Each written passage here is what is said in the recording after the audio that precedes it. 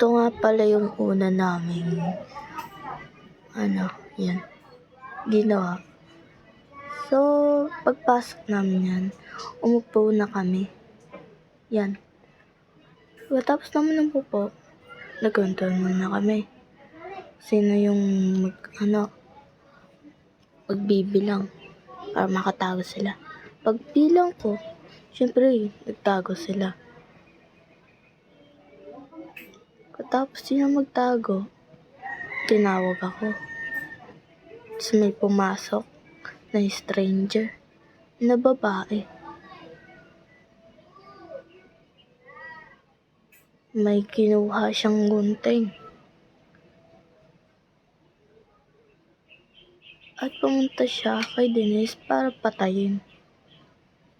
Sunod naman, hinanap si Yumi para patayin din. Habang wala nang malay sila. So dito guys, dito na magtatapos ang video na to. So yun lang, nasabi ko na lahat ng mga ginawa namin. Okay, ginawa namin horror. So yun lang. So yung mga friend, goodbye.